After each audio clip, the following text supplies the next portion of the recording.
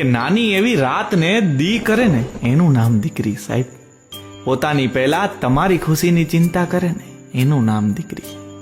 કે બોલવાથી તો આખી દુનિયા સમજી જાય સાહેબ, પણ તમે ચૂપ હો અને તોય તમને સમજી જાય ને એનું નામ દીકરી.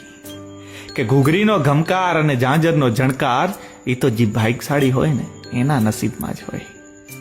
જો તમે દીકરાને ચંદન કહેતા હોવ ને તો હું દીકરીને કસ્તુરી કહું છું. જો તમે દીકરાને ઘરની તિજોરી કહેતા હો તો હું દીકરીને ફળિયું કહું છું, ઘરનું આંગણું કહું છું.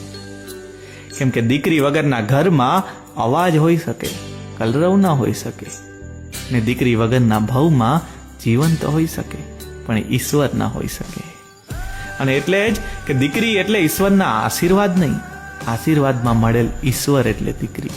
આશીર્વાદમાં મળેલ ઈશ્વર એટલે દીકરી.